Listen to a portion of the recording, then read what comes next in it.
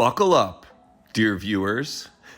Hello, everyone, and welcome back to the channel. It is Matt Munsneer for the Project Workbench, bringing you another video of some screen-used Batman awesomeness. Let me start out with a huge thank you to Kith in Los Angeles for putting on this amazing exhibit. They are promoting their line of Batman-themed merch celebrating the 85th anniversary of the Caped Crusader. Please visit their website for more info and give them a follow on Instagram. I will put links to both in the description. If you're not already subscribed to the channel, please take 1 second and hit that subscribe button and turn on notifications so that you're notified when my next video comes out, including a few more from the Kith exhibit. With that housekeeping out of the way, let's get into the meat and bones of this video. This video will include almost every frame of footage I shot of the Keaton car while I was there. The only things missing are a second or two where I fumbled the camera. Some of the shots may seem long and self-indulgent, and it might look like there were some repeats. My goal here was to document the car as best as I could, given the limitations I had. This video is for the hardcore 89 fans. This was a really magical experience for me. I've seen this car up close and in person before, but it was from a very different experience. I'll post a link in the description if you want to check out that video from like 10 years ago. There were a number of factors that made this experience at Kith so magical. First and foremost, there was no limit on the amount of time I could spend with the car. Nobody was shooing me along or trying to get me into the next area or anything like that, like what is normally involved in any sane crowd-controlled process.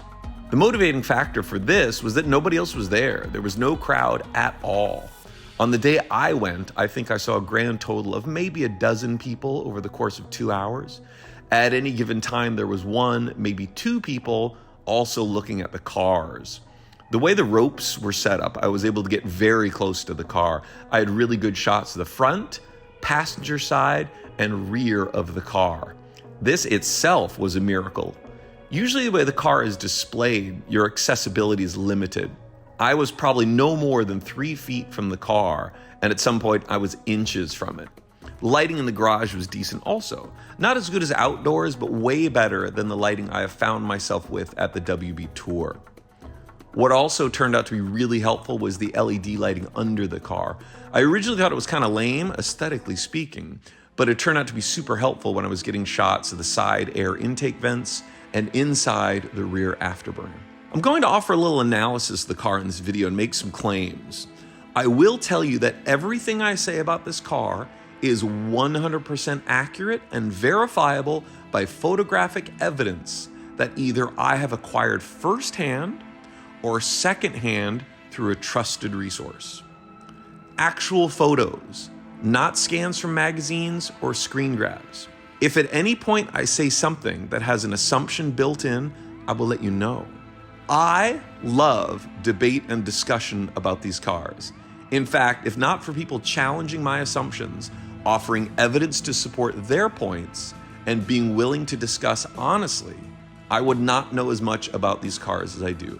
So here's the ask. If you disagree with anything I say in this video, comment below and bring receipts. Things like, no it's not, and you're just wrong, do not help move the conversation forward, nor do they expand our knowledge as a collective. Quick shout out to my Instagram friend Bat89 Andre and my friend Rob S from a Batmobile group chat who really pushed me to challenge all of my presuppositions about this car and ultimately land on some undiscovered truths. So here we go. What you are looking at is the car that was featured in the 2023 movie The Flash. I'm pretty certain it was also in Batgirl, but I'm not hanging my hat on that claim. The real giveaway is the trunk lid, which is painted a different dark gray than the rest of the car, though there are other tells. The Flash production team was kind enough to post a lot of photos of the car on set and being transported, so identifying it is pretty easy. I also firmly believe that this is the A car, which was built for the '89 movie, then used in returns, and also the OnStar commercials. So that's the big claim of this video. Let's dig into that a little more. But first I want to set the table. For Batman, two cars were built. I call them the A and B cars. During production of Batman Returns, I know they called them the Bat 1 and Bat 2 cars. Call them what you like. The point is, there are two and they're different. I am confident that at least one more car was built for Returns, possibly more, probably more. I am very skeptical of hearsay these days, and I put my faith in photographic evidence. For example, despite the fact that the dude who oversaw construction of the cars claims that the headlights are upside down on the cars, I can say with absolute certainty that they are right side up on both the A and the B car. I've heard people toss around numbers of cars built for Returns and have no good reasons or proof to believe any of it. But I'm very confident that two cars were built for Batman and that they're very different, but in subtle and sometimes hidden ways. I think a lot about the differences between the A and the B car and which car is the true beauty car. I do not have any documentation showing which car was used in which shots, though I would say the gold standard would be the shot of the car when Batman and Vicky Vale emerge from the museum and the car is revealed for the first time. You know, like when the music swells up, it's like, get in the car. And then they cut to that shot of the car. Whatever car was in that shot, that is the A car. But I do not know as fact which car that was. So I have to piece things together, make some assumptions, draw some conclusions. There are details on one car that seem to make it superior to the other car. It is by those details, which I confess are subjective, that I conclude which car is the A car. Here's another claim which falls into the absence of evidence is not evidence of absence conundrum. Warner Brothers has in their possession 3 '89 cars. The A, the B, and what I call the publicity car. All 3 have made appearances at the WB Tour in Burbank over the past few years. I have seen in person the A car and the publicity car. The A car was at Bob's Big Boy 10 years ago, and I also saw it twice at the WB Tour. The publicity car was at Comic-Con Museum a few years ago under poor lighting, and I got tons of photos of it, saw it in person. It is also currently at the WB Tour in Burbank. The B car has been heavily documented by 2 friends of mine under different lighting conditions, though I have not seen the B car in person.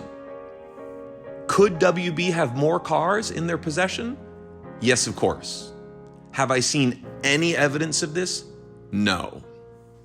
Let me do a quick rundown of the differences between the A car and the B car. And remember, these are things that I have either seen personally or have photos taken by me or friends of these 2 cars. So these are all hard facts I'm dropping here that I am convinced of with 100% certainty. Number 1, the gun door louvers on the A car are open. They are closed on the B car. Number 2, the afterburner on the A car is seated directly below the trunk lid with no visible gap, or a very tiny visible gap, depending on where you are. On the B car, there's a 1 or 2 inch horizontal gap between the trunk lid and the afterburner, revealing the insulating mesh below. Number 3, the rear lip on the canopy has 2, lumps on it. They're detail pieces. It's not like a flaw.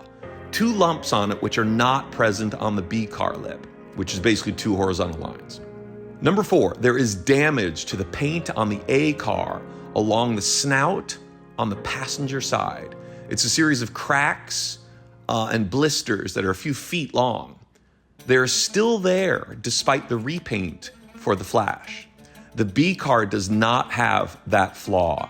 Minor aside, this doesn't get its own bullet point. The driver's side bumperette on the A car used to have a vertical crack running the full length of it. That was a way you used to be able to differentiate A and B. That crack has since been repaired, or the bumperette has been replaced for the Flash. Number 5, there are lots of differences on the interiors, with the most instantly recognizable ones being the TV screen on the passenger side. On the A car, it's smaller with more rounded edges and rounded lines, with 4 buttons on each side, close together. On the B car, it's a bigger screen with flat sides, with a battery disconnect lever and only 2 buttons to its immediate right. Both cars have the OnStar buttons, by the way. The A car's steering wheel has a black bat symbol in the middle. The B car has silver. The torpedo that comes out of the front air intake has an extra screw at its base on the driver's side of the car.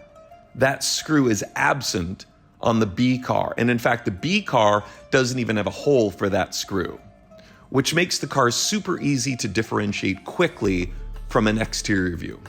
Number 8, I believe there are some differences on the Frisbee doors on the A and B cars, but I have not fully resolved those differences yet. Consider this a placeholder for that. Number 9, there is a control panel on the interior of the car that I do not believe exists on the B car. That's another one I'm still working on. Consider number 9 a placeholder also. Okay, that's the end of the list. It is the cosmetic details, like the placement of the afterburner, the open louvers, the more spiffy details on the canopy, and one other key detail which I'm omitting from this write-up that helped me determine which car is the true beauty or A car and which is the B car.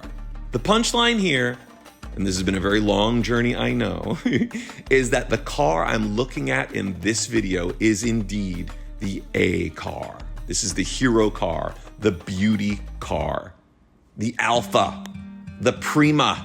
Let me know what you think in the comments, or whip up a response video to let me know what you think I may have gotten wrong. Or if you have more information to help me differentiate the two cars, let me know. I will wrap this up by saying, I am aware that there are a lot of cars out there claiming to be made for the movie. There are a dozen car collections in museums across the country that claim to have the number 3 car from the '89 movie. Lots of people trying to push Six Flags cars as screen-used Keaton cars, and a ton of replicas. Claims are not the same as evidence. That an owner believes his car is a screen-used car does not count as evidence for that claim. Please keep this in mind when considering the authenticity of a car or a claim. Okay, folks, that's all I've got for this video. Thank you so much for watching and for listening. I'm really curious to see what kind of dialogue and discussion springs up from this, from my claim and conclusion that the car in this video is the hero car that we saw in The Flash, that we saw in the 1989 Batman movie, that appeared in Batman Returns. This is it, man. This is the gold standard by which all other cars are measured. I mean, sure, they repainted it for The Flash. I actually think it looks a lot better. I love this darker gray color over the gray that they painted it for the OnStar commercial. Anyway, thanks again, and as always, we will see you for the next one.